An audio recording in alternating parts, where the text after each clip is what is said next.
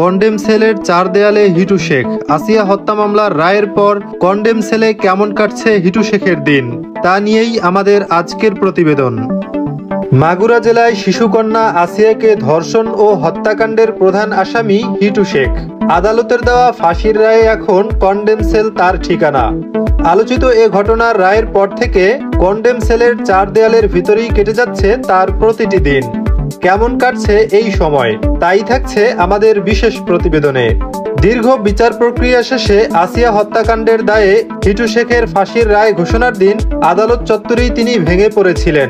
আর তখন থেকেই শুরু হয় কন্ডেম সেলের নীরব দিন যাপন। কঠোর নিরাপত্তায় রাখা হয়েছে তাকে।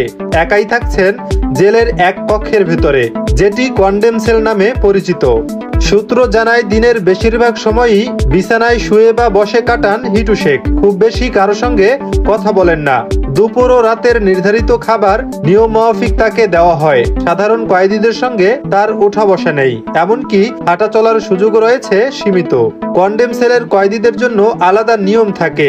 হিটু শেখের মনোবল ভেঙে গেছে বলে জানিয়েছেন কারারক্ষীরা। চুপচাপ থাকেন তিনি, জেলের রুটিন মতো খায় দায়, নামাজ পড়ে, মাঝে মধ্যে কাঁদতেও দেখা যায় তাকে।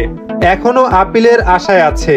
জানতে পারা গেছে কন্ডেম সেলের এই কয়েদি এখন ধর্মীয় বই পড়ায় বেশি মনোযোগ দেন। কোরআন শরীফ পড়েন নিয়মিত। মাঝে মাঝে কারারক্ষীদের কাছে নিজের পরিবারের খোঁজখবরও জানতে চান। তবে তার পরিবারের কেউ এখনো জেলে এসে দেখা করেননি। জেলের নিয়ম অনুযায়ী ফাঁসির সাজাপ্রাপ্ত আসামিদের জন্য আলাদা নজরদারি থাকে। হিটু শেখকেও রাখা হয়েছে কড়া পর্যবেক্ষণের মধ্যে। প্রতিটি মুহূর্তেই থাকে প্রহরীর নজর। দিনের বেলায় কিছু সময় হাঁটার সুযোগ থাকলেও বাকি সময় তাকে থাকতে হয় সেলের ভেতর। মাগুরার ছোট্ট মেয়ে আসিয়ার জীবন যে নির্মমতার মধ্য দিয়ে থেমে গিয়েছিল, সেই ঘটনার শাস্তি হিসেবে হিটু শেখের জীবনের প্রতিটি দিন কেটে যাচ্ছে মৃত্যুর প্রহর গুণে। আর কতদিন তা নির্ভর করছে উচ্চ আদালতের রায় ও পরবর্তী আইনি প্রক্রিয়ার উপর। তবে এখনো তিনি নাকি আশায় আছেন, হয়তো তার শাস্তি কমে যাবে। তবে আদালত ও সমাজের কাছে আজও প্রশ্ন, কোনো শাস্তি কি যথেষ্ট সেই নিষ্ঠুরতার জন্য?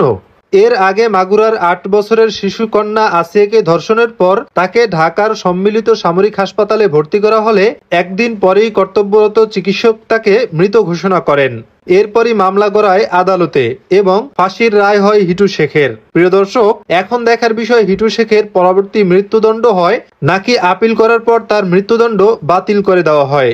এ সম্পর্কে আপনাদের মতামত অবশ্যই কমেন্টে লিখে পাঠাবেন। ভিডিও ভালো লাগলে চ্যানেলটি সাবস্ক্রাইব করে রাখতে পারেন পরবর্তী আপডেট নিউজগুলো সবার আগে পাওয়ার জন্য।